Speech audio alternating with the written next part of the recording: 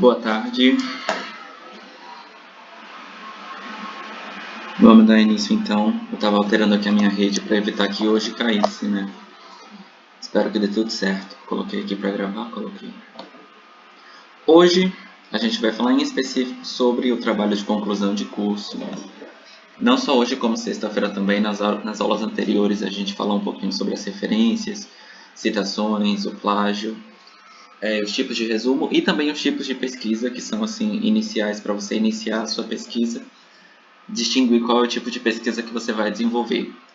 Hoje, de fato, a gente vai abordar sobre o trabalho de conclusão de curso, hoje, sexta-feira, dando conclusão aí ao nosso curso, certo? E aí também durante esse período, tanto hoje quanto sexta, a gente acaba retomando um pouquinho naquilo que a gente já viu até então, né? Porque nessa fase da elaboração do projeto, tudo aquilo que a gente já viu retoma, né?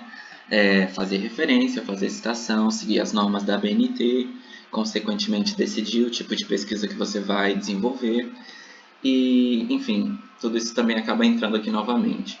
Como a gente já falou anteriormente, o trabalho de conclusão de curso, ele pode ser de diversas formas. Pode ser um projeto, pode ser uma performance, pode ser uma maquete. O que a gente vai falar aqui é sobre o trabalho de conclusão de curso textual, né? Aquele trabalho escrito. Tanto a monografia, quanto a dissertação, quanto a tese, todos aqueles que a gente também já distinguiu, certo? Lembrando que a diferença é basicamente a monografia é o trabalho apresentado na graduação, a tese no mestrado e a dissertação no doutorado, certo? No caso de vocês também não deixa de ser uma monografia, ou pode ser chamado simplesmente de um projeto de pesquisa, certo? Bom, além disso, a gente também chegou a falar um pouquinho sobre o anteprojeto de pesquisa e o projeto de pesquisa de fato, que acaba sendo o que vai ser posteriormente chamado de monografia, ou de tese, ou de dissertação, no caso, o seu projeto de pesquisa, ok? Relembrando aqui qual é a diferença entre um anteprojeto e um projeto de pesquisa. Como a gente falou, antes de você iniciar a sua pesquisa, você tem uma preparação. E geralmente essa preparação, quando se trata de dentro do modelo científico, dentro da academia, a gente precisa apresentar o anteprojeto. Ou seja, é aquilo que antecede todo o seu projeto. Geralmente ele é um trabalho escrito também, em forma textual, com as suas divisões, suas especificidades, apresentando a proposta para o projeto. E posteriormente, quando você for desenvolver de fato o seu projeto, você já tem ali um meio caminho andado, né? Porque você já tem aquela receita, aquele esqueleto, aquele molde que você mesmo preparou anteriormente. E aí o projeto de fato acaba sendo o desenvolvimento da sua pesquisa. É quando você vai correr atrás dos dados, da bibliografia, enfim. Então o anteprojeto ele já antecipa essa pesquisa, ok? No caso de vocês, vocês já vão fazer de fato a pesquisa, direto, o projeto, né? O projeto direto de vocês não vão precisar elaborar um anteprojeto, creio. Então vocês já vão partir direto para o projeto de pesquisa. Porém, tanto o projeto quanto o anteprojeto, eles têm tópicos semelhantes, né? Para fazer um anteprojeto, você precisa ter uma introdução, você precisa ter os objetivos estipulados, você precisa seguir uma metodologia. Então, eu vou aproveitar aqui para vocês para apresentar todos os aspectos do anteprojeto, porque ele futuramente pode ser que vocês precisam desenvolver, aí vocês já acabam aproveitando essa informação, que ela acaba se repetindo também para o projeto de pesquisa, já que nada mais é o projeto de pesquisa do que o seu anteprojeto desenvolvido. Consequentemente, o seu projeto de pesquisa ele é bem maior do que o seu anteprojeto. Tá? O anteprojeto geralmente ele tem em torno de, sei lá, umas 10 a 15 páginas mais ou menos, certo? Sendo que de texto corrido mesmo dá um pouco menos que isso. Se a gente for contar capa, contracapas, referências, anexos, se necessário, aí aumenta um pouquinho. Já o projeto realmente ele é o desenvolvimento de tudo isso. Então hoje a gente vai falar um pouquinho sobre o anteprojeto, sobre as especificidades do anteprojeto, que consequentemente já ajuda também para vocês entenderem o projeto de pesquisa, que vai ser depois o desenvolvimento completo de tudo isso, certo? Então, para iniciar em relação ao anteprojeto, existem algumas questões que a gente precisa levar em consideração, não só para o anteprojeto, mas como qualquer tipo de projeto de pesquisa. A escolha do tema, obviamente que é um dos principais assuntos, é quando você vai selecionar o seu tópico de pesquisa, ok? Então, a princípio, a escolha do tema, o título que você vai utilizar para o seu projeto, a definição de um problema. O problema, como a gente também já comentou, é a questão que vai ser investigada, ou seja, o que você vai pesquisar. Isso é o que a gente chama de problema. às vezes o problema de fato é um problema, né? Algo que você precisa debater, questionar, e às vezes o problema é realmente só uma questão que você vai fazer uma revisão bibliográfica, enfim. Mas a nomenclatura que a gente utiliza é problema. Além disso, o objetivo desse projeto que você está fazendo, né? Ou seja, para quem você está fazendo e para que você está fazendo. Então, definir o problema é se questionar o quê? O que você quer pesquisar. Em seguida, você se pergunta para quem e para quê, né? Ou seja, para você saber quais são os objetivos da sua pesquisa, porque isso também precisa ser especificado. Quando você se pergunta por que da sua pesquisa, é a sua justificativa, que também deve ser apresentada. O referencial teórico, obviamente, que é tudo aquilo que você vai utilizar para dar um embasamento, para dar criticidade, para valorizar o seu trabalho enquanto modelo científico, ok? Também aquilo que a gente já comentou sobre todas as referências utilizadas no trabalho. Então, a gente precisa ter um referencial teórico, seja para concordar, seja para debater, seja para reivindicar, seja para contrapor, enfim, vai depender da proposta de cada um. As antecipações metodológicas, que é basicamente a metodologia, né, que você vai utilizar, ou seja, como que vai ser feito, com que vai ser feito, onde vai ser feito, quanto vai ser feito, quanto vai custar, se tiver custo envolvido, quando, né, que aí já entra no cronograma. Agora sim, isso tudo depende também do tipo de pesquisa que você está fazendo. Por isso que logo ali no princípio, na escolha do tema, já é bom você também saber o tipo de pesquisa que você vai desenvolver. Porque tudo isso vai depender se é uma pesquisa qualitativa ou se é uma pesquisa quantitativa. Se é uma pesquisa descritiva, se é uma pesquisa explicativa, se é uma pesquisa exploratória. E aí depois em relação aos métodos, né, aos procedimentos que você vai utilizar. Se é um estudo de caso, se é uma pesquisa bibliográfica, se é uma pesquisa de campo. Então, tudo isso vai depender também, vai variar na hora de você elaborar as questões do seu projeto ou do seu anteprojeto de pesquisa. Tanto a metodologia, quanto a definição do problema, do objetivo. Então, na metodologia, por exemplo, quando você vai dizer como, com que, onde ou quanto, pode ser que no seu trabalho, onde não seja uma questão, sabe? Então, onde geralmente vai ser quando a gente está falando de um trabalho de uma pesquisa de campo, uma pesquisa, um estudo de caso, uma pesquisa experimental, laboratorial. Então, isso aí a gente acaba incluindo, né? O onde ele acaba sendo até essencial, essa informação. Caso não seja uma pesquisa bibliográfica, por exemplo, essa informação já não cabe, né? Aonde? Na minha casa. Vou pesquisar aqui, vou na biblioteca, enfim. Já não é tão importante assim quanto no caso de uma pesquisa de campo, num estudo de caso, entre outros tipos de pesquisa, certo? Então, a antecipação metodológica é a metodologia que você vai utilizar. Quando é o cronograma, caso seja necessário também, ainda que seja uma pesquisa bibliográfica, às vezes você precisa elaborar também um cronograma de apresentação, ou seja, os períodos em que você vai utilizar para a sua revisão bibliográfica, o período que você vai utilizar para fazer coleta de dados, o período que você vai utilizar para fazer a conclusão de trabalho. Então, geralmente também a gente elabora um cronograma. Eu vou mostrar para vocês mais para frente um exemplo de um cronograma de projeto, ok? E por fim, as referências, obviamente, aquilo que você vai utilizar como referência bibliográfica para a sua pesquisa. Relembrando que a referência bibliográfica é tudo aquilo que você vai consultar para o seu trabalho. Não necessariamente tudo aquilo que você vai referenciar diretamente ou citar diretamente, mas sim o que você vai consultar. Até porque nem tudo que a gente lê, nem tudo que a gente estuda, a gente acaba colocando de fato diretamente no projeto, certo? E aí, realmente, nas referências, quando você for de fato fazer lá no término do trabalho, você só coloca de fato o que você utilizou, né? Por isso a gente usa a nomenclatura só de referências. Posso utilizar referências complementares? Posso, óbvio que posso. E colocar também outras referências que você consultou, mas que não foram diretamente citadas na obra, como uma leitura complementar para quem tiver interesse, ok? Cronograma. Eu vou chegar no cronograma mostrando para vocês um exemplo de um cronograma para exemplificar e ilustrar de fato. Mas basicamente, dependendo do tipo de pesquisa, o cronograma vai variar. Então, assim, se é uma pesquisa de campo, por exemplo, onde eu vou fazer entrevistas, onde eu vou coletar dados, eu preciso estipular isso num calendário. Então, o cronograma é basicamente um calendário. Durante, sei lá, 3 semanas eu vou fazer entrevista, durante as 2 semanas seguintes eu vou fazer análise dos dados, durante as outras semanas seguintes eu vou colher os resultados, enfim. Então, tudo isso acaba sendo estipulado num cronograma, tá? Mas já eu ilustro para vocês, mostrando aí um exemplo. Bom, e essas perguntas que vocês têm aí, elas servem justamente para ajudar a responder essas questões e, obviamente, elaborar o seu texto na hora de você descrever cada uma delas. Ou seja, quando você tem a resposta do o que é o seu projeto de pesquisa, você tem ali a definição do seu problema. Quando você tem ali o para que e o para quem, você tem os seus objetivos. Quando você tem um porquê, é a justificativa. Referencial teórico, obviamente, é uma escolha pessoal de cada um, vai depender do que você quer analisar, do que você quer utilizar como base, como fundo teórico, né, como fundamentação. Como, com que, onde são antecipações metodológicas, metodologia que vai ser utilizada, e quando é o cronograma do seu trabalho, ok? E por fim, as referências de tudo aquilo que você consulta ou tudo aquilo que aparece no seu anteprojeto, no seu projeto de pesquisa. Tranquilo?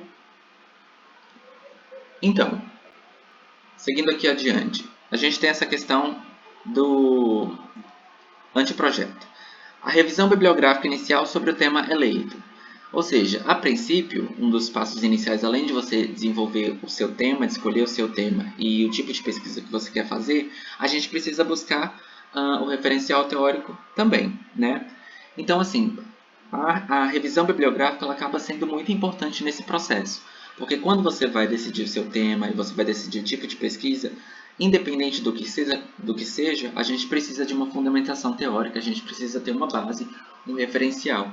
Então, a revisão bibliográfica acaba sendo essencial também nesse processo, né? Então, é correr atrás dos textos, ou dos vídeos, ou dos pesquisadores da área, alguém que já falou sobre o assunto, para você poder embasar aquilo que você vai utilizar no seu próprio projeto. Seja contrapor, seja acrescentar, seja questionar, enfim.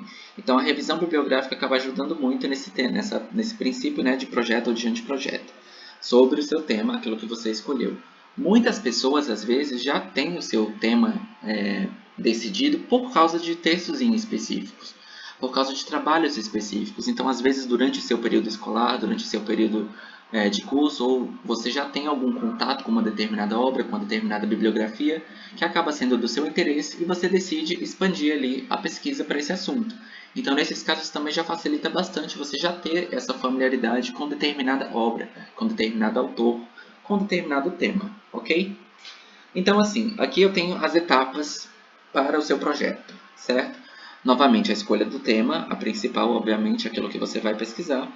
O plano preliminar do trabalho, que aí é basicamente aquele esqueleto que vocês já viram ali no slide anterior, que eu vou apresentar também em seguida de forma mais detalhada para que vocês tenham essa ideia sobre o que escrever na introdução, sobre como desenvolver a sua introdução, o que acrescentar na introdução, como acrescentar. Então, esse plano preliminar é basicamente aquilo que vai entrar e aquilo que não vai entrar no seu projeto, certo? Aquela bibliografia que você vai utilizar e aquela que vai ser somente complementar. É você delimitar exatamente o seu projeto de pesquisa anteriormente para facilitar o seu próprio uso.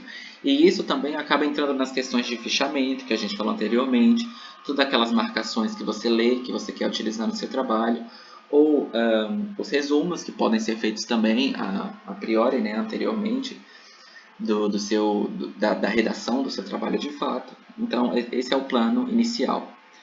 Identificação das fontes, que já entra também na questão das referências, do referencial teórico, identificar as fontes que você vai utilizar, incluindo até mesmo se você for trabalhar com pessoas, esse tipo de fonte também, fontes humanas. Outro aspecto é a localização, caso também seja necessário, dependendo do tipo de pesquisa.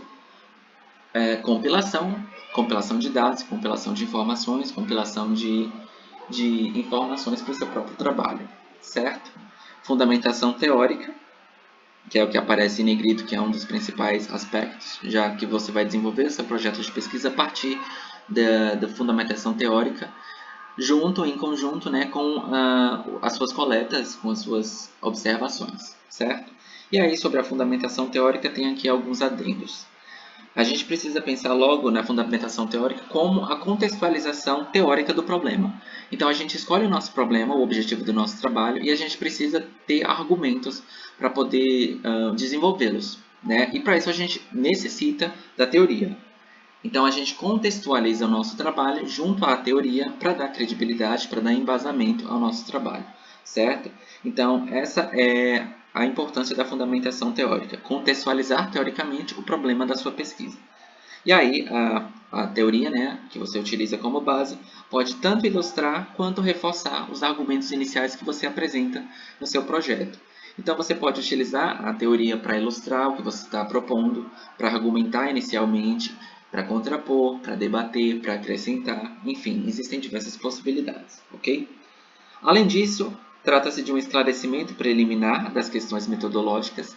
Então, quando você tem a sua metodologia decidida, né, de fato, como você vai fazer, com quem você vai fazer, onde você vai fazer, a fundamentação teórica também te ajuda a esclarecer, a princípio, a forma da sua metodologia. Ou seja, se de fato as suas escolhas são pertinentes para o seu tipo de trabalho, para o que você está desenvolvendo, e através da teoria você consegue propor um paralelo às suas próprias opiniões, ok? E, obviamente, um aprofundamento sobre o problema a ser resolvido, ou seja, o que a literatura apresenta sobre o tema que você escolheu, né? Então, o que já tem publicado sobre o assunto? Qual é o que as pessoas, os autores, os publicadores têm a dizer sobre o tema que você escolheu? Então, a gente utiliza da teoria também para aprofundar aquilo que você está propondo enquanto tema. Tranquilo? Então, por isso a fundamentação teórica. Além disso, a fundamentação teórica ela também serve para indicar a partir de quais pressupostos teóricos serão realizadas as discussões e as análises.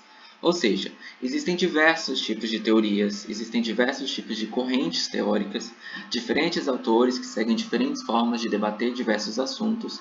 Então, até dentro da teoria existem diferentes correntes, certo? Diferentes ideologias, enfim. Então você precisa também estipular o tipo de teoria que você vai utilizar, porque a partir daí o leitor consegue entender para onde a sua discussão está levando, né? Quais são os pressupostos teóricos que você utiliza para a sua pesquisa. Assim, a gente tem uma noção mais ampla sobre as discussões e as análises que você está fazendo, de onde elas estão partindo, com que você está comparando-as ou acrescentando-as, enfim. Para o próprio leitor ter esse conhecimento de que tipo de trabalho está sendo feito com base em que pressuposto teórico, certo? Sendo assim, ela explicita também os principais conceitos de sustentação teórica, os autores e as teorias de relevância para o tema. Ou seja, tudo aquilo que é relevante para o seu tema, você tem um embasamento da teoria ali para poder conciliar, para poder sustentar o que está sendo dito, não só por você, mas como todos aqueles outros que já publicaram sobre o assunto. É muito difícil não ter assuntos que não tem bibliografia publicada. Geralmente sempre tem algum tipo de trabalho já exposto, algum tipo de teoria utilizada, diferentes tipos de pesquisadores.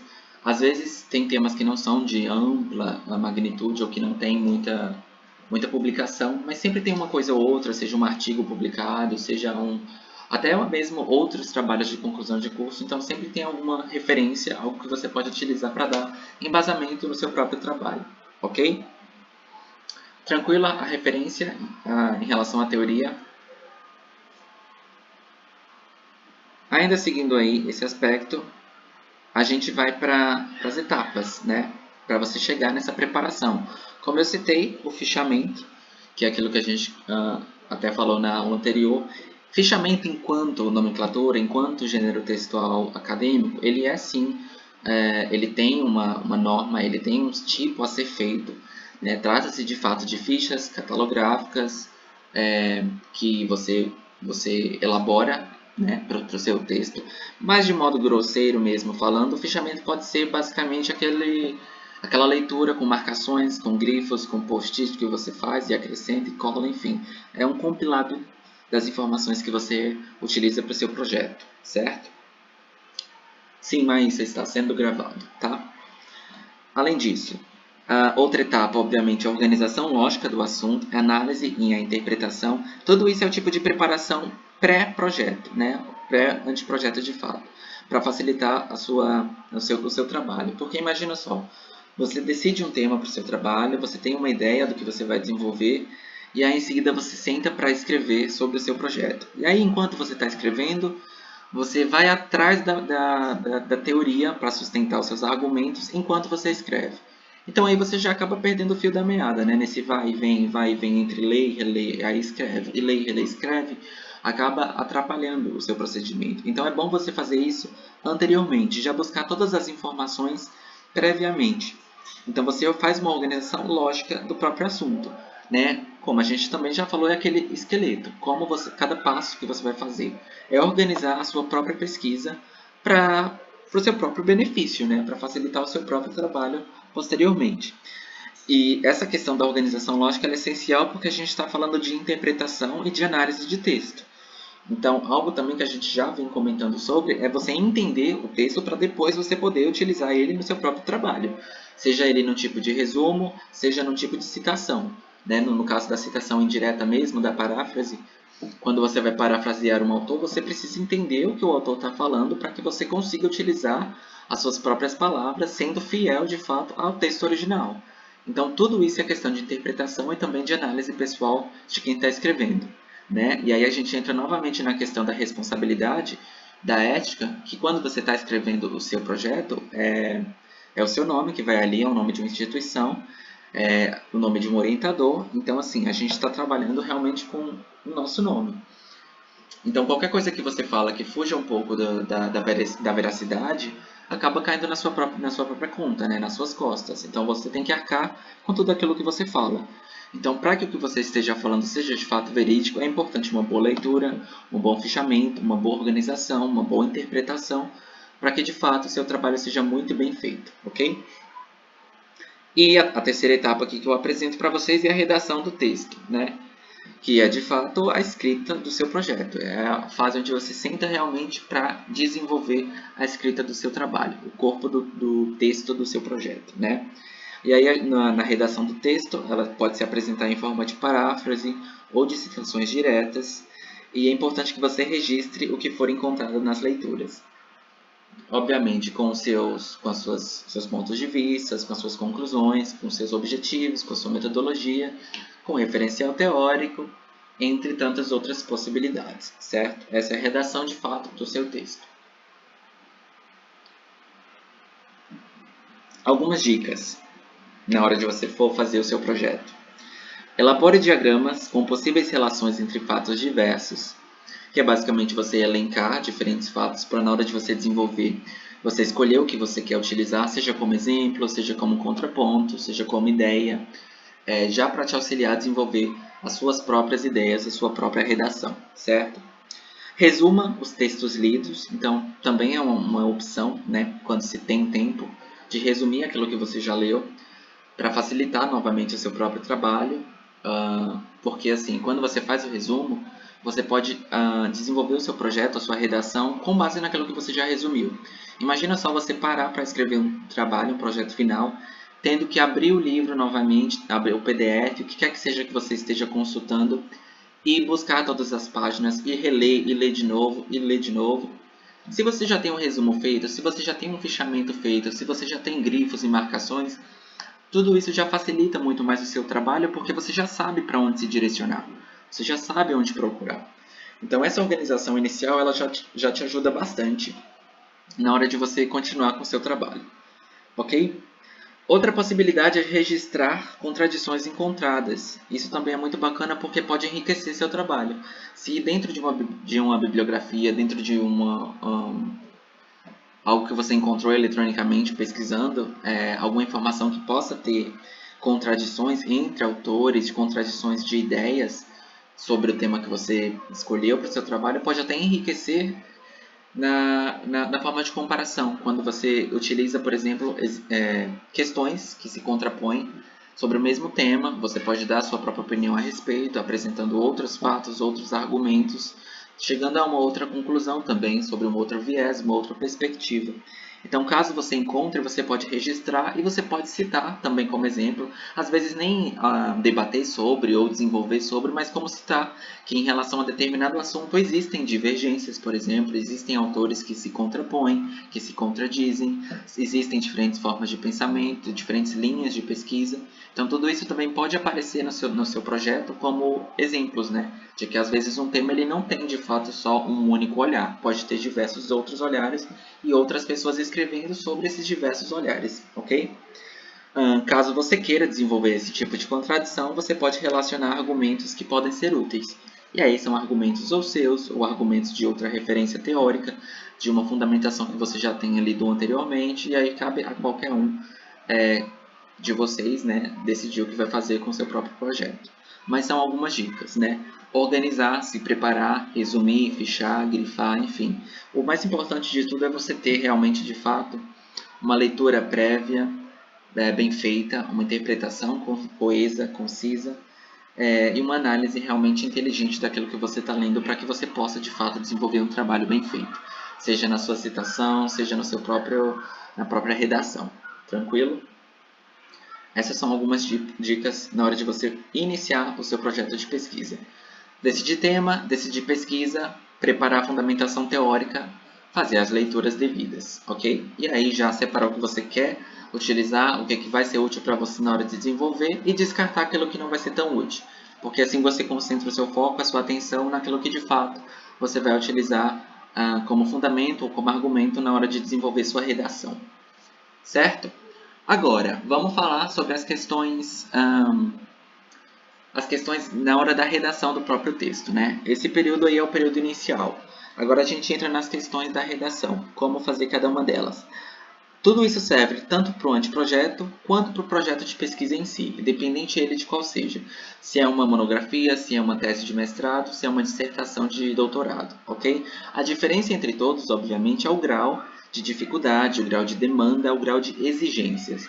Obviamente, o que se exige de uma monografia é diferente do que se exige numa tese, que consequentemente é diferente do que se exige no doutorado, porque são níveis de graduação diferentes, que também são diferentes do nível de graduação de um curso técnico, por exemplo.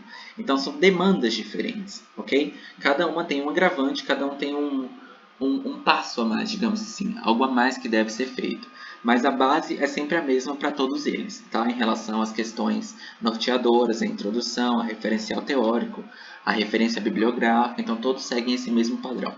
E aí a gente vai estar vendo aqui todos eles detalhadamente, porque funciona para todos esses tipos de pesquisa, seja o projeto de pesquisa de fato final, seja um anteprojeto, ou até mesmo uma tese, uma dissertação, ok? Então a gente inicia, obviamente, pela introdução. A gente vai falar um pouquinho sobre os elementos pré-textuais, logo mais, que no caso são a capa e a contracapa, e o sumário também. E a gente entra depois nos elementos textuais, que de fato é a introdução, o desenvolvimento e a conclusão. Vou iniciar aqui logo pelos elementos textuais, já que a gente está falando do texto em si, da redação, né? Então, o primeiro passo, introdução. Obviamente, a gente tem lá a nossa introdução, o título do projeto já está na capa, na contracapa também aparece. E o que é preciso ser feito na introdução de um projeto de pesquisa? A gente deve expressar de forma clara e concisa o conteúdo principal do anteprojeto, ou do projeto, né, que está sendo feito. Isso de modo geral. Expor de forma clara e concisa o conteúdo principal. Porque o que acontece? Se tratando de um anteprojeto, o anteprojeto ele não tem resumo, tá? O resumo indicativo. Já o projeto ele tem o resumo indicativo. Isso é uma das diferenças, né, das exigências de cada tipo de projeto. O projeto em si tem o resumo. No resumo a gente tem ali, como a gente já falou, né, essa informações sobre o texto como um todo de forma bem resumida, bem sumarizada. Então, aspectos mais importantes do que você vai encontrar naquela pesquisa. Mas, quando a gente fala de um resumo indicativo de uma pesquisa, é um parágrafo único, corrido, algo bem curto, geralmente, em torno de 8 a, no máximo 15 linhas, assim, estourando. Às vezes até menos do que 8, porque realmente é bem conciso. Então ali a pessoa tem uma ideia do que o trabalho se fala.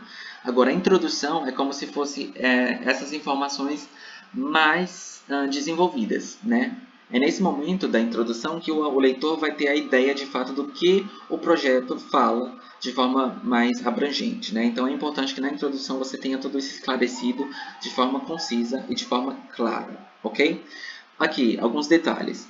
Na introdução é que se apresenta o tema e o problema da pesquisa, destacando os fatos e os antecedentes históricos, assim como descrevendo de forma ampla o contexto. Deve-se apontar os objetivos e a justificativa que dá relevância ao estudo. Então, é nesse momento da introdução que você vai falar sobre os fatos que antecedem a sua pesquisa, sobre as questões históricas, se necessário, ampliar o contexto do seu projeto de pesquisa, apontando os objetivos e também as justificativas que você utiliza para fazer o seu estudo, certo? Só me confirmem se vocês estão me ouvindo direitinho, se está tendo algum corte, tá tranquilo? Ok.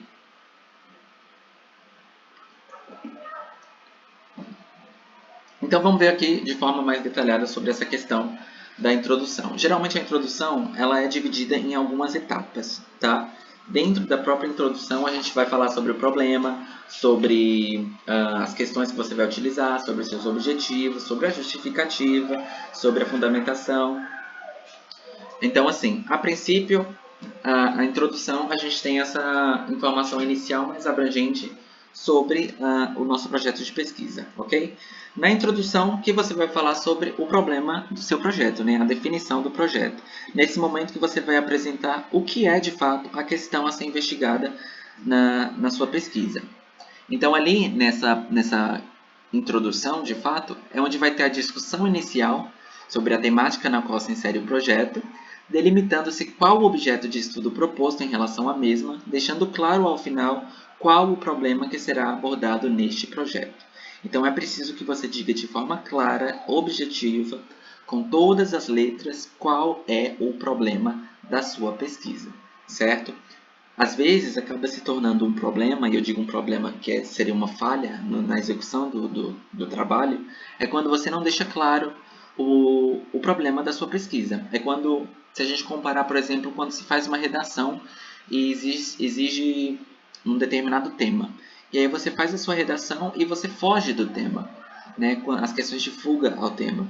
Então, assim, por mais que às vezes possa ter uma conexão com o tema direto, não é exatamente aquilo que está sendo pedido.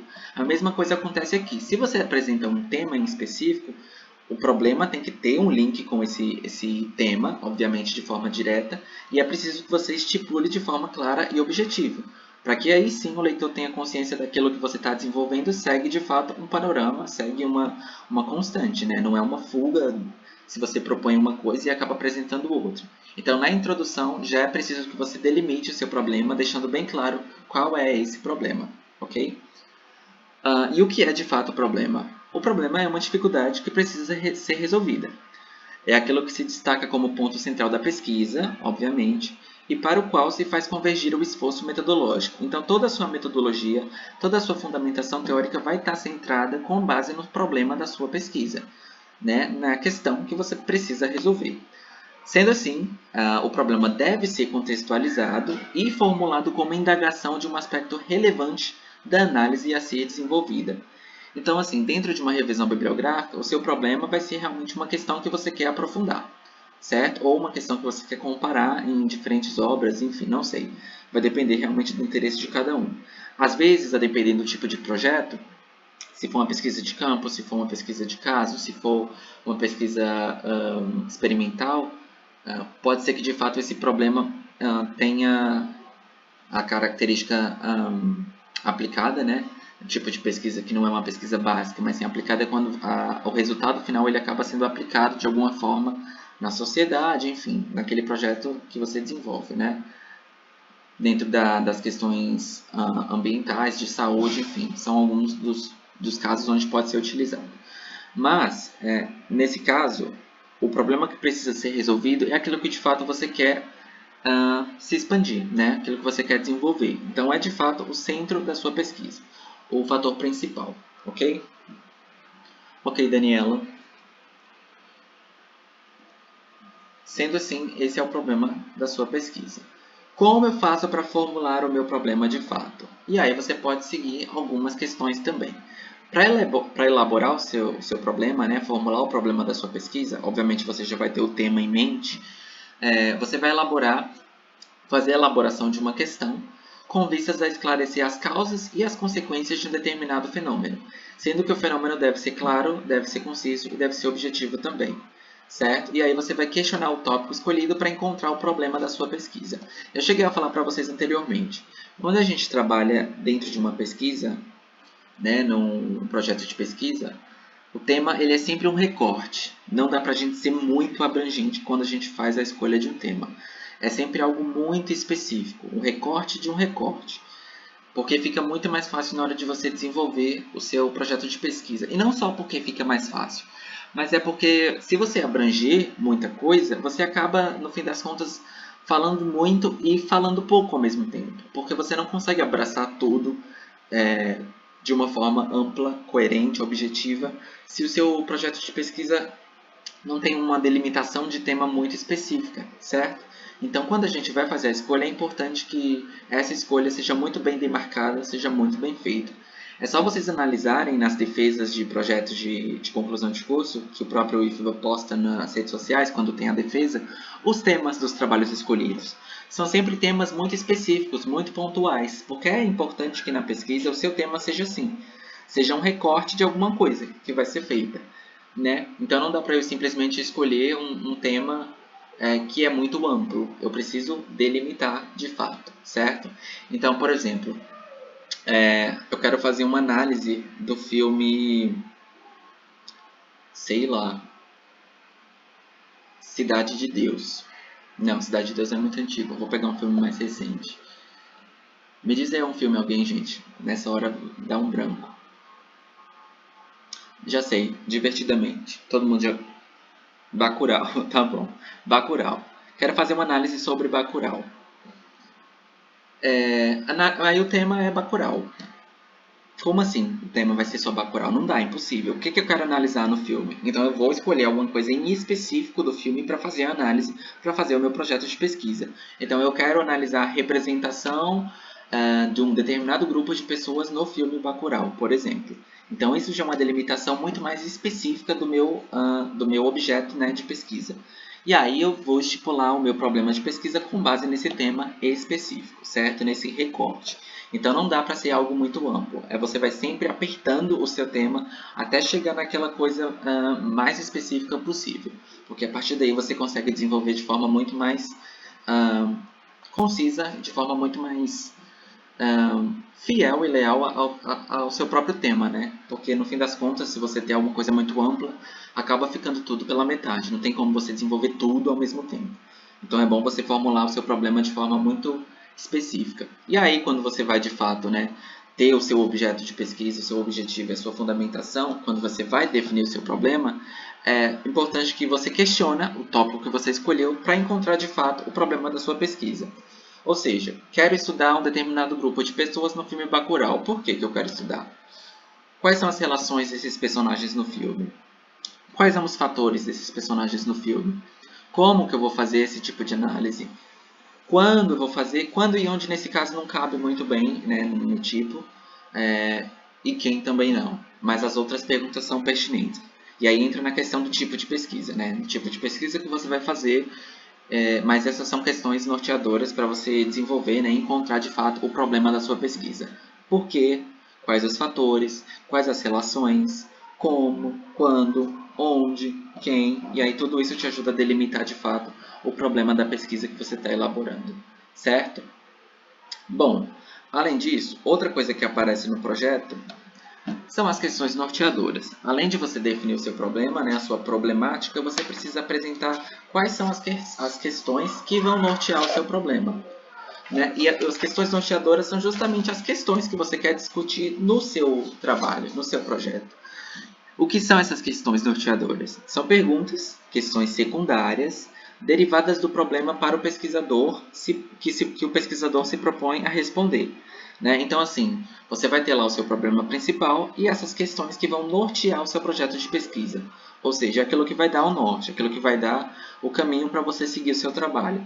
Que tipo de pergunta você está se baseando para desenvolver o seu problema? E essas próprias questões norteadoras podem ser utilizadas nos pronomes, né, relativos. Por quê, qual, quem, como.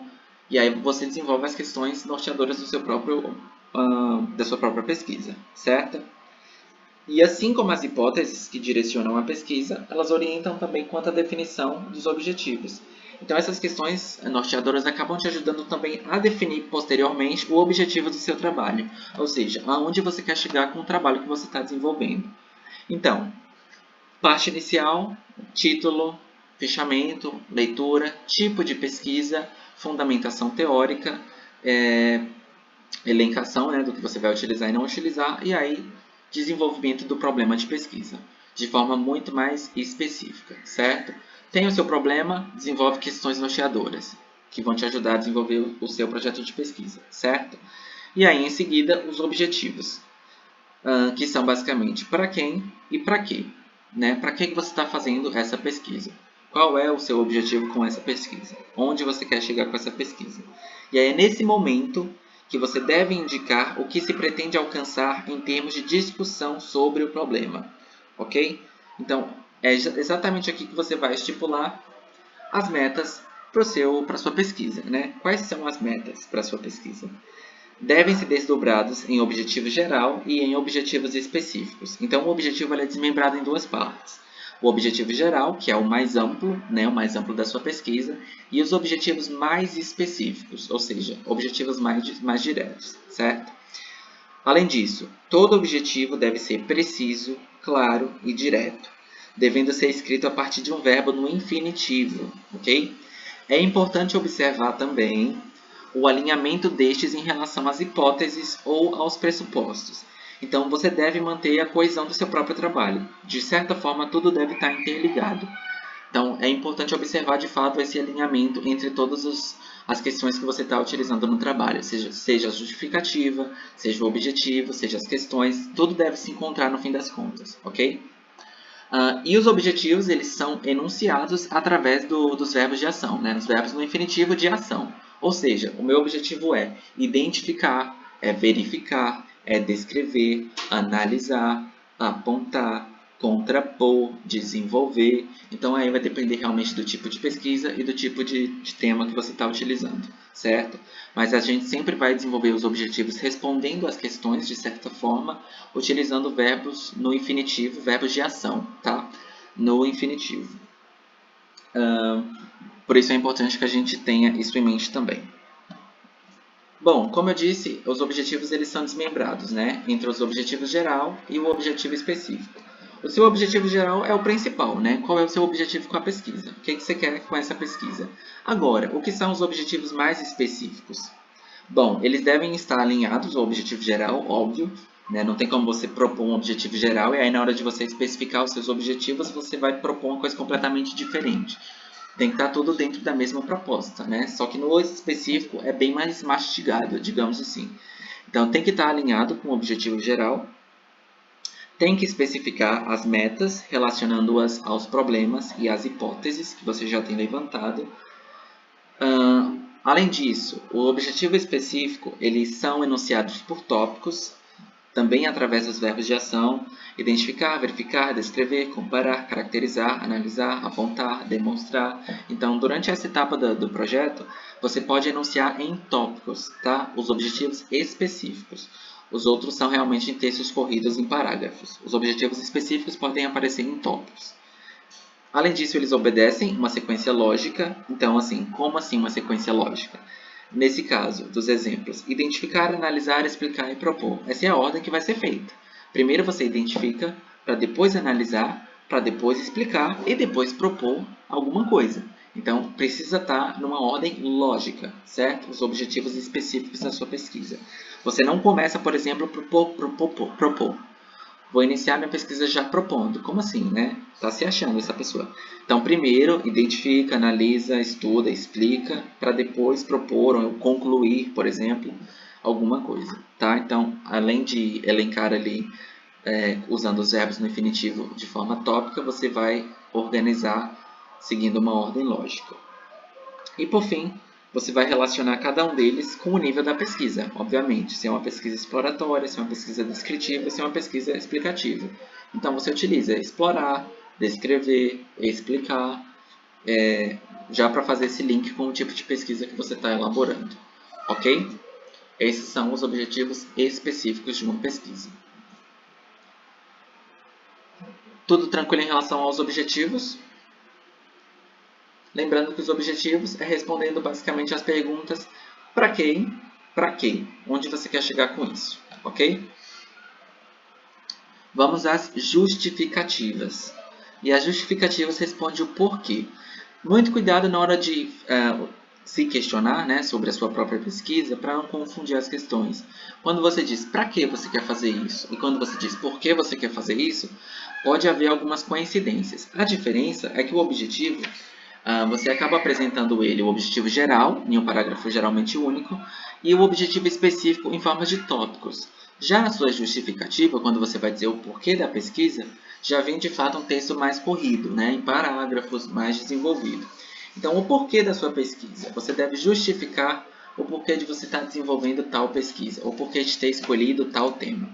Ou seja, é aqui na justificativa que você vai apresentar os argumentos que indicam os motivos e as razões, sejam elas pessoais, acadêmicas, sociais, que levaram à proposição do estudo em questão. Ou seja, escolhi estudar o determinado grupo no filme Bacurau por questões pessoais. Aí, porque o filme me tocou de tal forma, por isso, por isso, por isso. Questões sociais também, por isso, por isso, por isso. Se for um tema mais acadêmico, decidi escolher esse tema porque durante o meu curso eu me identifiquei com esse assunto, por isso, por isso, por isso. Aí você vai dar a sua definição, né? Seus motivos, as suas razões para escolher um determinado tema. Nesse momento que você justifica essa escolha.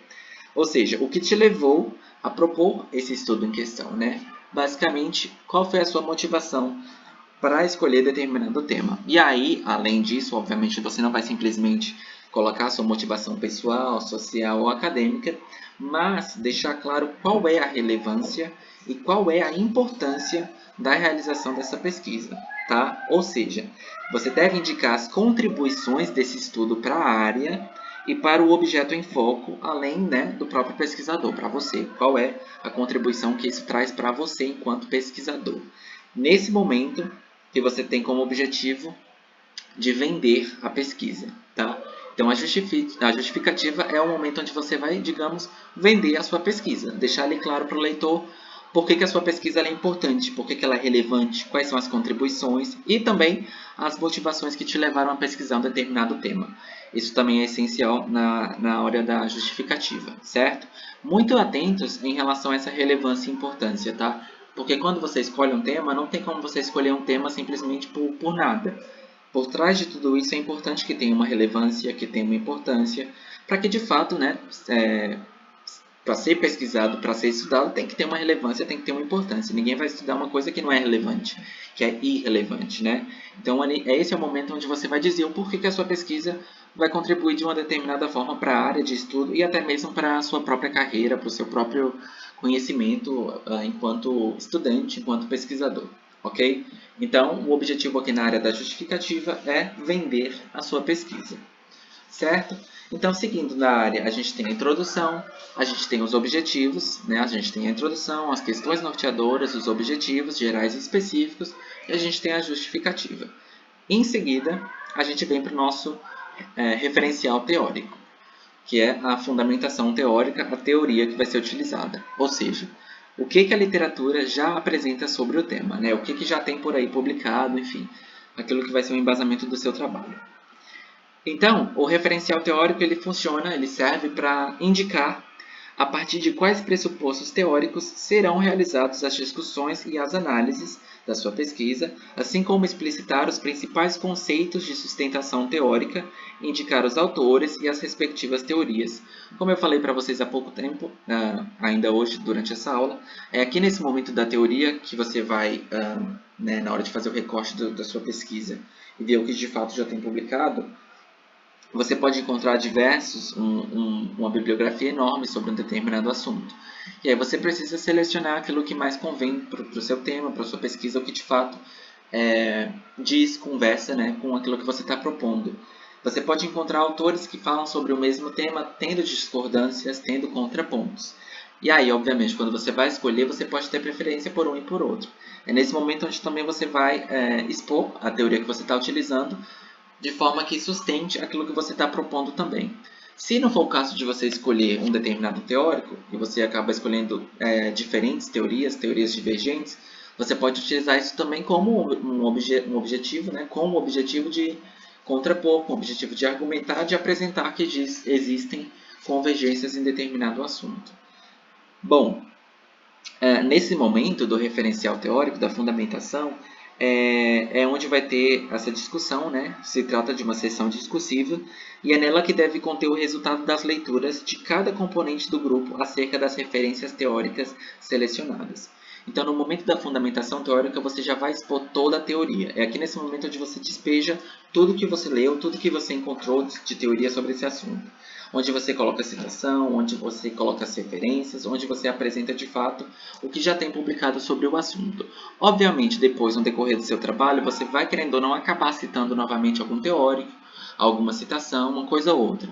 Mas, de fato, a parte mais abrangente de teoria aparece na fundamentação teórica. Tudo aquilo que você está utilizando como sustento para o seu trabalho, para o seu projeto de pesquisa, certo? Aqui também, nesse momento, você pode usar a sua opinião, seus contrapontos, algumas coisas, mas mais para frente você acaba desenvolvendo isso muito mais extenso, de forma mais extensa, né? Na dissertação, na redação do seu trabalho. É aqui na fundamentação teórica também que muito provavelmente o nome dos autores, dos teóricos, vão aparecer pela primeira vez. Relembrando que se o nome aparece pela primeira vez, a gente coloca o nome do autor completo, né? Como ele se apresenta. Rosa Virginia Matos e Silva, como a gente falou anteriormente. Rosa Virginia Matos e Silva diz tal coisa, tal coisa, tal coisa. Defende tal coisa, tal coisa, tal coisa. Levanta tal coisa. Enfim. Aí depois, quando eu for citá-la novamente, eu só coloco Matos e Silva, ok? A gente comentou sobre isso nas aulas anteriores. As referências, a gente utiliza só o sobrenome, mas caso o autor não tenha aparecido ainda, a gente coloca o nome inteiro, ok? Na própria redação do texto. Então é nessa parte da fundamentação teórica que a gente vai desenvolver toda a parte de teoria. Logo em seguida da teoria, a gente vai para a metodologia. As antecipações metodológicas, né? É aqui que a gente vai ter as indicações prévias a respeito de quais serão os possíveis procedimentos metodológicos a serem utilizados na consecução do estudo proposto. Ou seja, aqui você vai falar de forma mais clara e mais aberta o tipo de pesquisa. Assim, esse é o tipo de conteúdo que acaba aparecendo na introdução, né? Para a pessoa já ter um tipo de noção de tudo isso, na verdade, de objetivo, de metodologia, de teoria. Na introdução, tudo isso aparece de forma mais ampla. Só que aqui, em cada um desses tópicos, a gente vai ter de forma mais abrangente, de forma mais extensa, mais descrita, né, com mais cuidado, mais cautela, porque é uma sessão dedicada a cada um desses tópicos. Então, na teoria, eu vou discorrer sobre a teoria utilizada. Na metodologia, eu vou discorrer sobre a metodologia utilizada. Ou seja, vou falar o tipo de pesquisa que eu estou utilizando e o porquê que eu estou utilizando esse tipo de pesquisa, por exemplo, e detalhar, obviamente, os procedimentos que eu pretendo utilizar na consecução do estudo proposto. Então, além de detalhar a pesquisa, eu vou dizer como que vai ser feito, né? Quais são os procedimentos que vão ser utilizados para essa pesquisa. Lembrando que existem diversos tipos de pesquisa, né, em relação à abordagem, em relação a procedimentos, em relação a, enfim, né, alguns tipos de pesquisa que a gente viu aqui anteriormente. Então, é nesse momento que você vai falar exatamente o tipo de pesquisa que você está fazendo. Lembrando que todas elas, né, acabam, no fim das contas, de certa forma, das diferentes tipos, né, dos 4 diferentes tipos, seja em relação à abordagem ou ao procedimento, acabam se encontrando. Então, assim, é uma pesquisa exploratória do tipo básica, do tipo bibliográfica, por exemplo. São 3 tipos de pesquisa, né, no quesito principal, digamos assim, só que nas especificidades elas acabam se encontrando. É uma determinada abordagem com determinado tipo de procedimento, com determinado tipo de postura. Então, tudo isso acaba aparecendo aqui na sua metodologia, tá?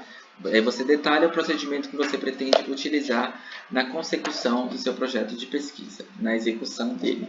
Então, eu vou fazer uma pesquisa, por exemplo, uma revisão bibliográfica, uma pesquisa bibliográfica, mas também preciso fazer coleta de dados, então eu tenho uma pesquisa analítica, né? Eu vou fazer análise de dados, uma pesquisa básica, porque eu pretendo fazer a análise dos dados para publicação em seguida. Então, assim, é nesse momento onde tudo isso vai ser exposto também, ok? A metodologia que vai ser utilizada. Bom, em seguida, apresento aqui para vocês as referências, obviamente a parte final, isso para o anteprojeto, tá, gente? Bom, para deixar aqui bem claro, todas essas questões do anteprojeto também funcionam para o projeto, seja os objetivos, seja as questões norteadoras, o justificativo, referencial teórico, metodologia e por aí vai. No projeto, de fato, existem outros fatores, que a gente vai falar também sobre eles. No anteprojeto termina aqui, na metodologia. Por que termina aqui? Porque quando eu estou falando de um projeto, do anteprojeto, novamente, o que é o anteprojeto? É o esqueleto da minha pesquisa, é o que eu pretendo desenvolver no meu projeto. Então é nesse momento que eu falo tudo sobre o meu projeto, né? Sobre os meus objetivos, sobre minha motivação, faço a venda da minha pesquisa, por que ela é importante, por que ela é relevante, qual teoria que eu vou utilizar, qual metodologia que eu vou utilizar, e aí é isso. Se o meu projeto for aprovado, por exemplo, aí sim eu vou fazer o desenvolvimento do meu projeto em si. Aproveito todas essas informações que eu já tenho no anteprojeto e acabo desenvolvendo de fato depois no projeto, trazendo os resultados, trazendo as análises de forma mais detalhada, né? A gente vai falar sobre essas outras informações logo mais. Porém, no anteprojeto ele termina aqui. E aí, por isso, logo em seguida vem as referências, que basicamente é o que a gente já falou anteriormente, relação em ordem alfabética do material consultado, e a gente deve indicar os autores, as obras citadas no anteprojeto, de acordo com os padrões da ABNT, certo? Bom, referência, vocês já estão cientes, carecas de saber esse ponto.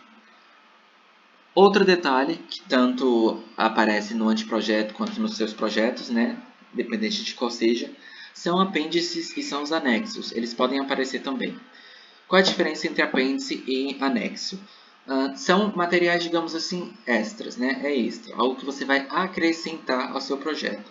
O apêndice, basicamente, é aquilo que você produziu enquanto pesquisador, enquanto escritor, autor do seu projeto. E o anexo é todo o material que você vai acrescentar que não é de produção sua, não é da sua autoria. Tá? É uma questão mesmo de nomenclatura.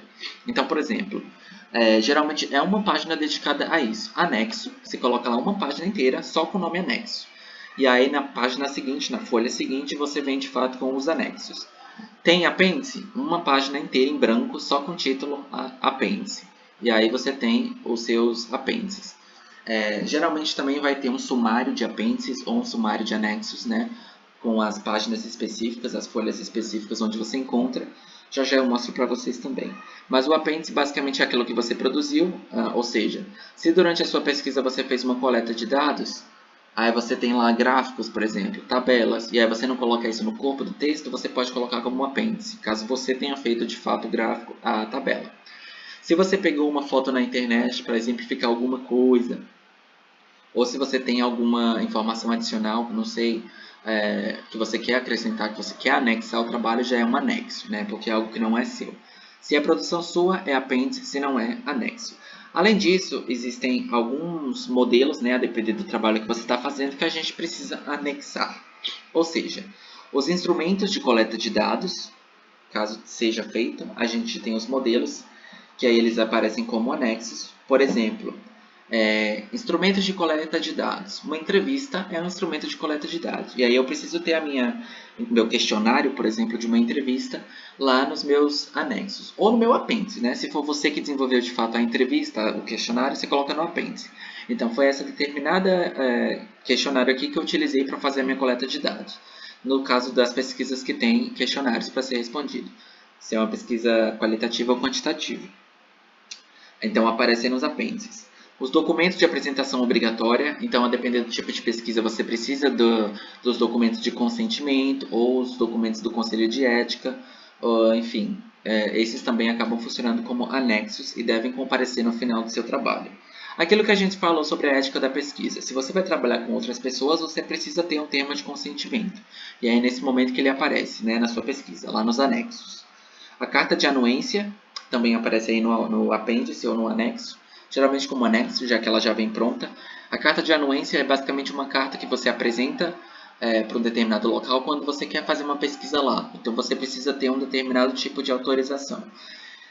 Se é numa determinada empresa, numa determinada escola, num determinado ambiente que não é público, por exemplo, e você precisa adentrar para fazer pesquisa, você precisa ter autorização. de um membro superior lá, né, um coordenador, enfim, um diretor, um representante. E aí você apresenta a carta de anuência, assinada, carimbada, e isso aparece também nos seus anexos. O TCLE, que é o termo de consentimento, né, do pessoal da ética, ele aparece aí também. O termo de assentimento, não só de assentimento como de consentimento, caso você esteja trabalhando com outras pessoas que vão aparecer na sua pesquisa, aparece também aqui. E outros dados, como as imagens, como os gráficos, como tabelas, ou dados adicionais que você quer ampliar, desenvolver na sua pesquisa, pode aparecer nos apêndices, ok? A única diferença mesmo é se você produziu ou se a produção já era de terceiros, enfim. E aí vai depender se você coloca em anexos ou se você coloca em apêndices, ok? Cada um deles também tem que ter o sumário, tá? Com as páginas, com a paginação estabelecida, porque, por exemplo, se eu quero analisar uma tabela específica, eu não tenho que passar o seu trabalho todo até achar a tabela. Então, vai ter lá um sumário de apêndices, por exemplo, ou de anexos, onde eu posso analisar a tabela que eu quero ver está na página tal. E aí você vai diretamente para a página, ok? Isso é quando tem esse tipo de conteúdo no trabalho. Se não tem, obviamente essa parte ela é opcional, não é obrigatória. Agora, se tiver, acaba sendo obrigatória, ok? Mas na maioria das vezes os anexos acabam sendo até opcional, a menos que seja um tipo de pesquisa onde você trabalhou com outras pessoas. Aí os documentos são obrigatórios. Aqui, um pouquinho sobre o termo de consentimento livre esclarecido, né? Que é que o Conselho de Ética propõe. É um termo de apresentação obrigatória em pesquisa com seres humanos, tá? Porque ele possibilita a decisão da participação na pesquisa de forma voluntária e sem constrangimentos, além de ser uma proteção para pesquisador e para pesquisado. A gente também falou sobre isso na aula sobre ética. Porque é importante, se você está trabalhando com outras pessoas, que essa pessoa esteja ciente do que é que ela está participando. Se ela tem realmente a certeza que ela quer participar, aonde ela está se metendo. Então, assim, que aquilo também é de forma voluntária, né, deixando bem claro. Então, assim, esse é um termo que ajuda nesse processo. Então, quando se trabalha com pessoas, a gente utiliza esse termo de consentimento, que acaba sendo a proteção para quem está sendo pesquisado e também para quem está pesquisando, certo? E eu vou mostrar para vocês o modelo logo mais. E aí a gente tem alguns aspectos éticos, né, que acabou entrando também tanto no anteprojeto quanto no projeto de pesquisa. Basicamente, os riscos e os benefícios, tá, da pesquisa. Então, você precisa descrever quais são os riscos e os benefícios da sua pesquisa, principalmente se você estiver trabalhando com coleta de dados ou com pessoas. Quais são os riscos a essas pessoas, quais são os riscos ao pesquisador, quais são os benefícios. Então, assim, mas a minha pesquisa não tem risco nenhum. Considera-se que pesquisa nenhuma tem risco zero. Sempre tem algum risco, tá? Então não existe risco zero. Não tem como você colocar a minha pesquisa não tem risco algum, porque sempre tem algum risco. E a gente tem que antecipar e escrever isso no nosso projeto, ok? Então, riscos e benefícios devem estar descritos na aba de riscos e benefícios logo depois da sua metodologia, tá? Entra lá também nesse campo. Além disso, outros aspectos éticos que a gente precisa levar em consideração. A declaração de confidencialidade quanto aos dados dos informantes e o total anonimato na divulgação dos resultados. Também falamos sobre isso, que a gente tem a responsabilidade em manter o anonimato de quem foi pesquisado, tanto nas coletas quanto na hora de resultados, pela segurança, pela responsabilidade que a gente tem mesmo enquanto pesquisador, manter esses dados de forma anônima. Os dados de forma anônima não, né? No caso, as pessoas que participaram de forma anônima, porque os dados de fato precisam ser informados. Confidencializar essas informações, ok? Alguns documentos de apresentação obrigatória. Além do termo de consentimento livre esclarecido, a gente tem a carta de anuência, que eu acabei de falar, quando a pessoa autoriza de fato você a fazer aquela pesquisa. O termo de assentimento, se é necessário, também, caso seja necessário, você acaba colocando lá no apêndice ou no anexo, vai depender de cada caso, ok? E ao fim, o produto final é a garantia de retorno aos participantes. É muito comum, às vezes, as pessoas trabalharem em pesquisas que envolvem corpora humano, quando você vai pesquisar e você precisa de gente, você fazer a sua pesquisa, colher seus resultados lá, analisar tudo, publicar, enfim. E muitas vezes você não devolve, de certa forma, não dá um retorno aos participantes, né? Então muita gente participa de pesquisa e nem sabe o que aconteceu, que fim que se deu à pesquisa. Então, enquanto pesquisador, isso também é considerado antiético. É importante a gente dar um retorno para as pessoas, né? Então, assim, se eu faço uma coleta de dados com um determinado grupo de pessoas, é importante que depois eu devolva, de certa forma, levando para essas pessoas o resultado da pesquisa, enviando a pesquisa, enfim, não sei. Independente se a pessoa quer saber ou não, é importante que a gente devolva de certa forma, né, dê um retorno a quem participou da nossa pesquisa, quem contribuiu com essa pesquisa, ok? Também é até bom você colocar isso nos seus agradecimentos, caso você faça, na sua conclusão, enfim, sobre essa contribuição de quem participou. E dar esse retorno também é muito importante para a pesquisa, ok? Detalhe. Sendo assim, o que a gente tem aqui um resumão sobre essa questão do anteprojeto, que também funcionam para o projeto, são os elementos constituintes de um anteprojeto ou de um projeto. O título da pesquisa, óbvio, a identificação da instituição e do pesquisador responsável, os objetivos e a justificativa da sua pesquisa, sejam os objetivos gerais e específicos, as questões norteadoras que você utiliza e a justificativa da sua pesquisa, o porquê de você estar fazendo. Lembrando que a motivação que você está utilizando, a razão pela qual você está fazendo a pesquisa desse tema, assim como a importância, a relevância e a contribuição dessa pesquisa para a sua área de experiência e para você mesmo enquanto profissional, enquanto estudante, ok? A metodologia da pesquisa, redigida de forma clara e concisa, também muito importante. Os riscos e os benefícios, como eu falei para vocês, além das providências que serão tomadas com relação aos possíveis riscos, né? Ou seja, quais são os riscos da pesquisa e quais são as providências que você vai tomar em relação a esses riscos. Como eu disse, não existe um risco zero, então sempre vai ter algum tipo de risco. Tendo ciência do risco que eu corro, qual é a providência que eu vou tomar caso isso venha a acontecer, certo? Então, isso é importante que você tenha em mente também na hora de você fazer a elaboração do seu projeto. E, por fim, a garantia do sigilo das informações e do anonimato com relação à divulgação dos dados.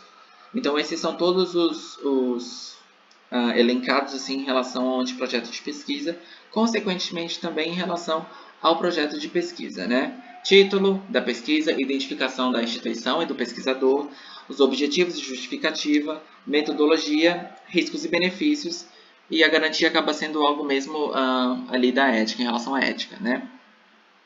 Acrescentaria aqui os anexos e os apêndices, caso seja necessário no seu trabalho, ok? Bom, isso é basicamente sobre o anteprojeto. Tudo isso também se encontra no projeto, só que o projeto ele é mais extenso. A gente vai desenvolver e falar um pouco mais sobre o projeto na aula de sexta-feira, tá? Ou seja, qual é a diferença? O anteprojeto, por ser uma parte inicial, ele é muito mais simples. O projeto é, de fato, toda a descrição do anteprojeto que você já fez. Então, ali você vai ter de forma muito mais detalhada uma capa, uma contracapa, um sumário de apêndices, caso seja necessário, uma folha de rosto, a introdução, referência teórica, metodologia, justificativa, cronograma, recurso, glossário, referência, apêndices, anexos. Então, assim, é muito mais extenso, porém a base, a premissa inicial é basicamente a mesma, em relação a esses aspectos semelhantes, ok? Introdução, questão norteadora, objetivo, justificativa, metodologia, tipo de pesquisa, ok? Então, isso acaba se repetindo. Tranquilo até aqui? Ficou claro para todo mundo até então os aspectos abordados? Eu sei que é muita informação e a gente acaba precisando revisitar na hora que de fato a gente for fazer. Mas lembrem-se que existem as perguntas que a gente pode fazer na hora de escolher o nosso tema e desenvolver o nosso objetivo de pesquisa. Que são basicamente o que, como, por quê, para quê. Então tudo isso vai te dar de fato um norte na hora de você desenvolver o seu projeto de pesquisa. Lembrando que precisamos ter uma motivação, uma relevância, uma importância, né, para o tema que a gente está escolhendo, para o tema que a gente quer desenvolver, ok?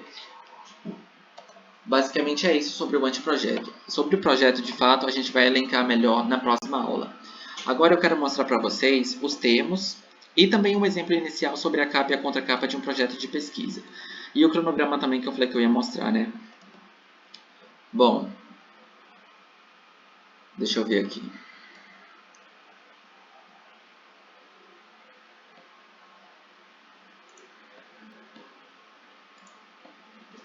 Vou mostrar para vocês primeiro em relação ao elemento gráfico da pesquisa, né? A apresentação gráfica de uma pesquisa.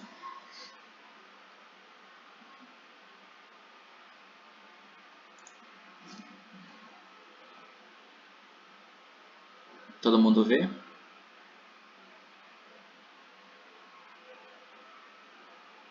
Ok. Então aqui, ó, a apresentação gráfica dos textos acadêmicos segundo a norma técnica, né, para textos acadêmicos, que é a 14724 de 2011.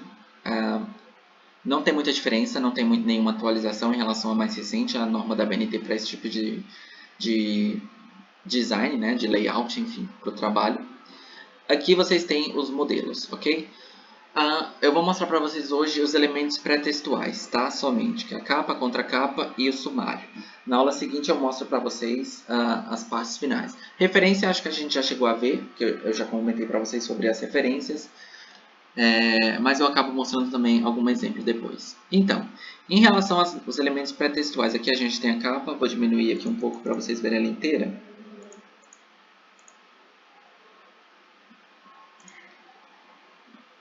Fica as duas tudo bem. Bom, em relação à capa, em específico,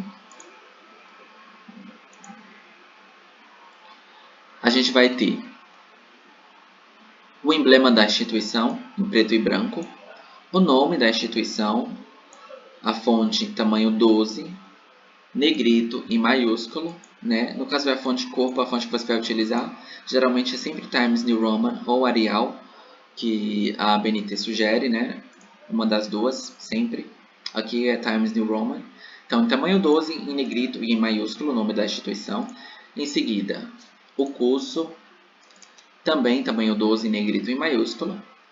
Depois, aí aqui você vai dar alguns espaços, quantos? 4 espaços. Nome do autor do trabalho, o seu nome completo, tamanho 12, em negrito e em maiúsculo. Mais alguns espaços, também 4. Título do trabalho, tamanho 12, negrito maiúscula. Subtítulo do trabalho, geralmente sempre tem um subtítulo, porque como a gente está falando de um recorte, como é muito específico, sempre acaba tendo algum subtítulo, certo? Por exemplo, no caso do filme que a gente citou, eu posso colocar aqui. Uma análise de Bacurau, 2 pontos, subtítulo. A representação de determinados personagens na obra cinematográfica, por exemplo. Tá? Então, ele sempre vai ter um título e um subtítulo. Ambos aparecem aqui em negrito, em maiúsculo e fonte tamanho 2, ok? Versão, se houver, geralmente não tem. E aqui embaixo, por fim, a cidade, tamanho 12 também. Primeira letra maiúscula apenas, tá? E sem negrito. Mesma coisa para o ano de entrega do trabalho, é o ano que você entrega o trabalho. Tamanho 12 em algarismos arábicos, números cardinais, sem negrito e na última linha da página. Ou seja, você vai lá na última linha da página, você coloca aqui 2020, foi o ano que eu entreguei meu trabalho, e entreguei lá de Porto Seguro. Então eu coloco aqui, letra maiúscula, ano, sem negrito, tamanho 12, ok? Basicamente é isso para a capa. Agora, temos também a contracapa. Na contracapa, a gente vai ter algo semelhante, tá? Inicialmente, o nome do autor do trabalho. Aqui não tem por que colocar o cabeçalho lá da instituição, do curso. Não, só vem realmente o nome do autor, aqui no topo da página, em tamanho 12, negrito maiúscula. Logo em seguida, o título do trabalho e o subtítulo. Mesma coisa, a única diferença é que ele tem que estar a 9 centímetros da margem superior da página. Então, se aqui está a margem superior, eu vou contar 9 centímetros, tá? Então, aqui no lado você pode ver pela régua. Não sei se vocês conseguem ver pelo espelho, mas ele está aqui, ó. No 9 centímetros da margem superior da página, tá? Desde o topo lá da página até aqui são 9 centímetros. E aí você coloca o título do trabalho e o subtítulo. Tamanho 12 em negrito e em maiúscula, certo? Em seguida, vocês têm aqui uma pequena explicaçãozinha sobre o que é o trabalho, e aí geralmente é assim. Trabalho de conclusão de curso apresentado ao curso de tal coisa, da instituição tal, como requisito parcial para obtenção do título de técnico em tal coisa, por exemplo, tá? Então, assim, trabalho de conclusão de curso apresentado ao curso técnico em informática do Instituto Federal da Bahia, campus de Porto Seguro, como requisito parcial para obtenção do título de técnica em informática. Tamanho 12, espaçamento é simples, espaçamento simples, recuado do centro da folha para a margem direita, sem negrito, ou seja, espaçamento simples, como eu mostrei para vocês anteriormente, aqui nessa aba de espaçamento a gente tem as opções de espaçamento de linha, e aqui você tem o espaçamento de antes e de depois marcado como 0, e aqui no espaçamento entre linhas a gente tem a opção simples, tá? Então a gente marca aqui simples. Recuado do centro da folha para a margem direita sem negrito, ou seja, desde o centro aqui da página, bem no meio da página, recuado, você vai marcar aqui lá para o cantinho, até essa margem direita. Sem negrito, só mesmo a normal. E logo abaixo, depois de um Enter, você vai ter o orientador, o nome da pessoa que está orientando a sua pesquisa. Né? A mesma formatação aqui da pequena definição, ok? E a mesma coisa aqui no finalzinho da cidade e do ano de entrega do trabalho, certo? Isso é a capa e a contracapa, folha de rosto. Às vezes, se tratando do anteprojeto de pesquisa, a capa nem é necessária. Ela pode ser apresentada somente a contracapa, porque aqui a gente acaba tendo o nome, né, o título, o subtítulo, o local de onde você está fazendo e o curso, ele acaba aparecendo tudo aqui. Então, essa contracapa é até mais completa do que a capa. Já nos projetos de pesquisa, é importante que você coloque a capa também, por questão estética, visual, menos poluída, né, digamos assim. Então, ela acaba sendo obrigatória, mas no anteprojeto não. Aqui a gente já tem o nosso resumo. Isso para o anteprojeto não é necessário, mas para o projeto de pesquisa, para o trabalho que vocês farão, a gente tem aqui o resumo indicativo. Resumo como título aqui centralizado, de acordo com a norma, obviamente, né, ele é obrigatório. Fonte em tamanho 12, negrito maiúscula, centralizado. E aí depois a gente vai ter aqui o texto do nosso resumo. Ele é um texto, né, você vai fazer a redaçãozinha dele, um espaçamento também entre as linhas simples, a fonte no tamanho 12, sem negrito, contendo no máximo 250 palavras, ok? Deixa eu ver quantas palavras tem aqui. Isso aqui tem 59 palavras, isso que eu selecionei. Então, imagina só, 250 seria basicamente isso daqui umas 4 vezes. Deixa eu ver. Então, no máximo, o resumo é isso aqui. Né? Geralmente, como eu falei para vocês, dá o quê? Umas 10 linhas, 3, 6, 9, 3, 6, 9, 10, 11, 12 linhas deu aqui, no máximo, tá? Então, como vocês veem, é realmente bem sucinto. Às vezes, algumas pessoas passam 250 palavras. É um problema? Não chega a ser um problema, um problemão. Mas, dependendo do nível de rigorosidade de quem está fazendo a correção, pode ser que desconte alguma coisa. Então, o recomendado é no máximo 250 palavras. O texto do resumo ele deve informar a natureza do trabalho, a metodologia utilizada, os resultados obtidos e as conclusões a que se chegou. Obviamente, de forma muito reduzida, né? Alguém me perguntou até sobre a questão do spoiler, que eu falei para não dar os spoilers. Então, você vai colocar os resultados, os objetivos e as conclusões, só que não de forma muito extensa, óbvio. É um resumo. Você vai colocar de forma objetiva, ok? De forma bem sucinta, para que a pessoa tenha uma ideia do que foi conquistado, mas que ela possa depois ler de forma mais abrangente e detalhada aquilo que você chegou, a conclusão, enfim, os resultados que você obteve. Tá? Até porque todas essas questões aqui vão ser desenvolvidas durante o trabalho, seja na parte dedicada a cada uma delas, ou seja na sua conclusão final. E em seguida, as palavras-chave, que também sempre aparecem no resumo indicativo de um trabalho de pesquisa, certo? De um projeto. Palavras-chave. O que são essas palavras-chave? São palavras representativas do conteúdo do trabalho, e cada uma delas deve ser iniciada por letra maiúscula e finalizada por ponto, ok?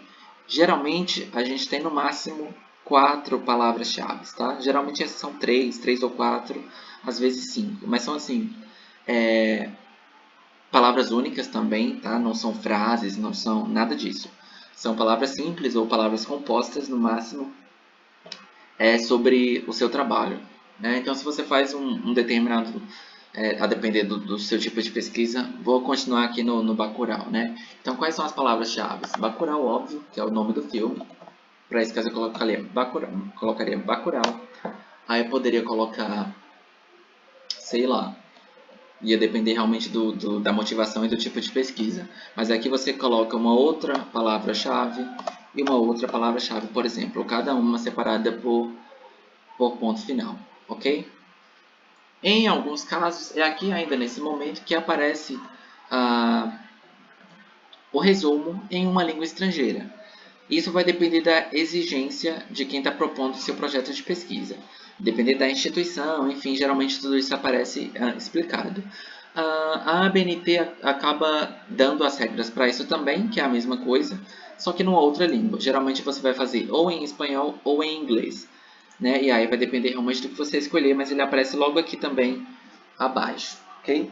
Ou às vezes até numa outra página, mas geralmente ele aparece aqui abaixo, traduzido, né?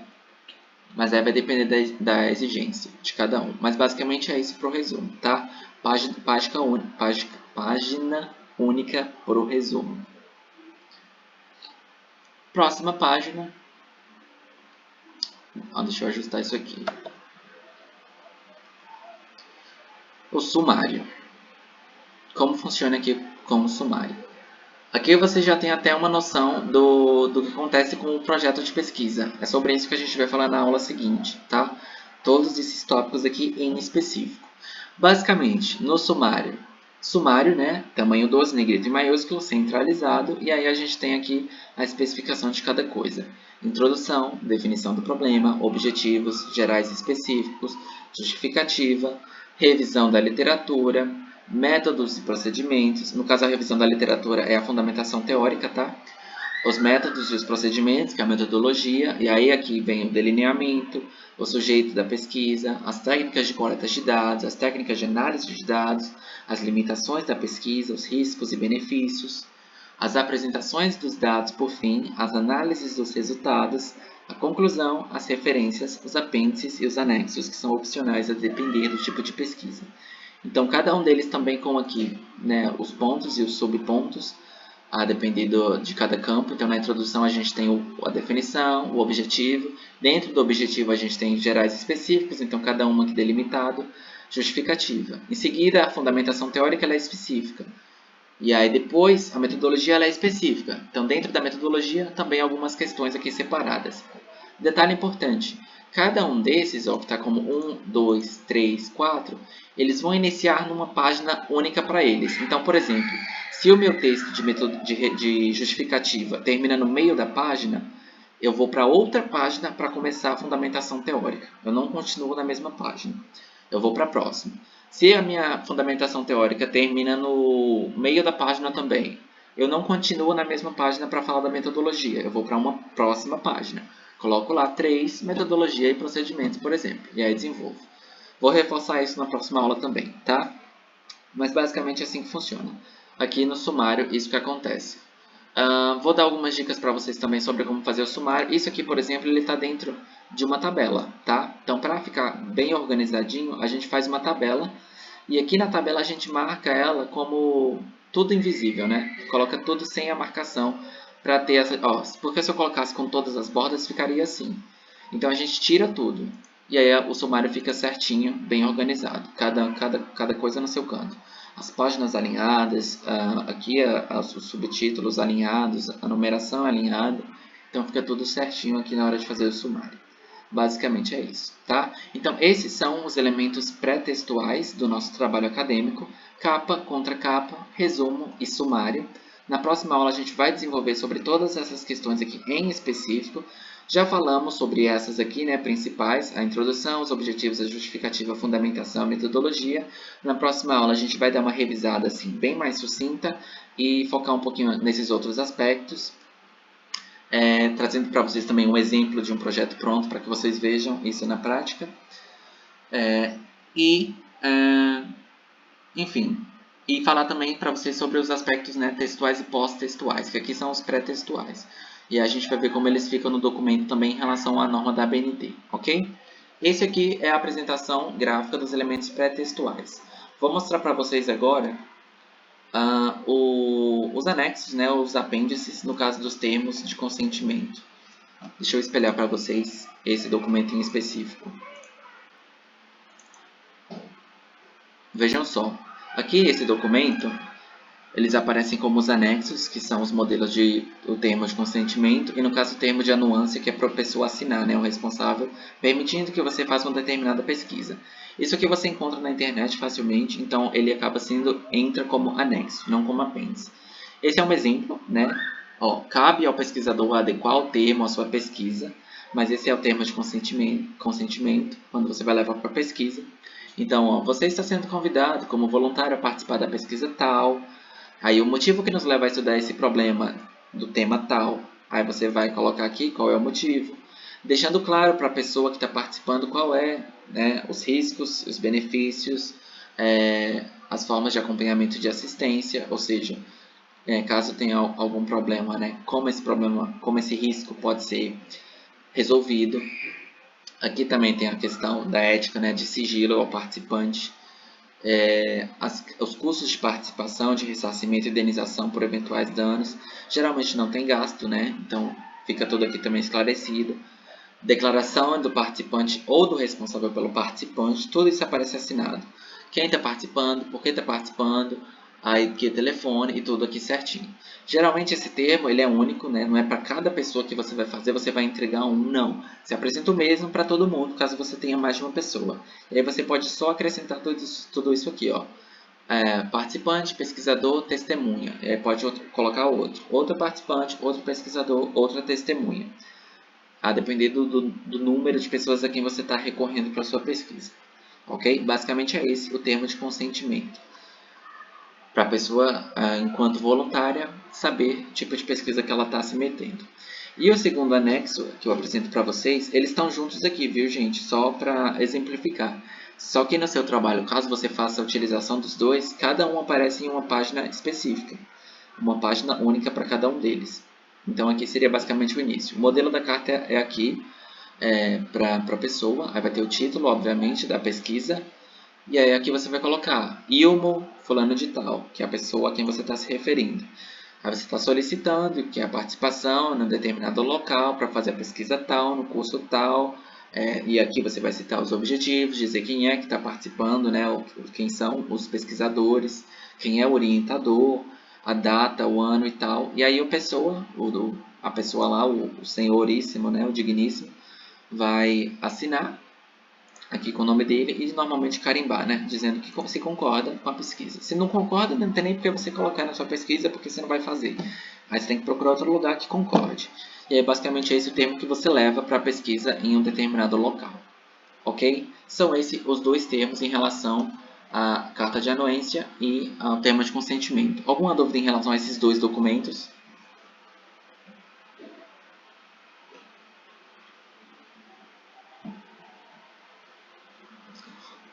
Ok, por fim, apresento vocês ao cronograma, que foi o que eu falei logo no início. Deixa eu abrir ele aqui. Alguém falou algo? Ah, não, foi o Google. Cronograma. Aqui.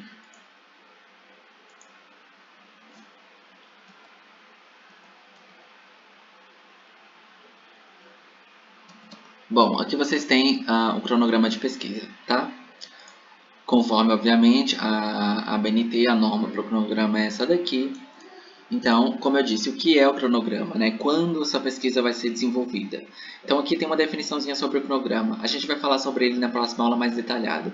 Mas aqui eu mostro para vocês um exemplo de um cronograma, que basicamente são as etapas, né, do seu trabalho e a marcação de cada uma delas. Então, por exemplo, aqui eu tenho o ano, aí você coloca aqui, primeiro semestre de 2021, aí você bota lá os meses, janeiro, fevereiro, março, abril, maio e tal. Segundo semestre, os meses, terceiro semestre, enfim. Vai depender da duração da sua pesquisa. Se for uma pesquisa curta, você bota só os meses. E aí a marcação, né? Bom, em janeiro eu vou fazer o levantamento bibliográfico. Aí marca aqui. Coleta de dados eu vou fazer em fevereiro e em março. Aí marca lá. A análise de dados vou fazer em março, em abril, em junho, e vai marcando tudo. Então, tudo você vai marcando aqui no cronograma da sua pesquisa, porque ele vai aparecer também no final, ok? Geralmente como apêndice da sua pesquisa, ok? E aí, é basicamente o calendário da sua pesquisa que funciona o cronograma. Geralmente ele segue esse mesmo modelo aqui também, que eu vou mostrar para vocês e também vou enviar logo depois, ok? Deu para ver o cronograma certinho? Na próxima aula, quando a gente for desenvolver um pouco mais sobre as questões do projeto em específico, eu volto a falar sobre o cronograma, mostrando novamente esse daí e trazendo alguns exemplos, tá? Mas basicamente é o calendário do seu procedimento de pesquisa. Você geralmente, no anteprojeto, você tem que apresentar ele anteriormente com as suas previsões, né? Porque é algo que você pretende fazer, quando pretende fazer. Já no projeto de pesquisa, eu acho que ele acaba não sendo obrigatório. Se for, né, acaba sendo, você marca enquanto você faz, basicamente, né? Então, durante os meses tal, eu fiz o levantamento, nos outros meses eu fiz análise, nos outros meses eu fiz fundamentação e assim por diante, ok? Pode acabar aparecendo ali como algo no apêndice adicional, complementar. Tranquilo? Mas basicamente são esses alguns dos documentos externos que aparecem como anexo ou como apêndice no trabalho de pesquisa. Bom, essa foi a aula de hoje, tá? Sobre os aspectos do trabalho acadêmico do TCC. Semana que vem não, ó, filma ele. Na sexta, a gente finaliza o curso falando de fato sobre o projeto. Ainda ressaltando essas mesmas questões que são pertinentes também para o projeto, só que com algumas questões mais específicas do mesmo, ok? No caso, a análise dos dados, os resultados da análise, ok? Conclusão também, óbvio, e enfim, essa parte final, tranquilo? Eu envio para vocês, não vou enviar hoje não, vou enviar na sexta, porque eu envio logo tudo junto, tanto os aspectos de anteprojeto quanto de projeto, aí envio logo ele de uma vez, o PDF do slide, tranquilo? Então, sexta-feira a gente se encontra no mesmo horário, quem puder. Enfim, é isso. Muito obrigado. Nos vemos na sexta-feira, ok?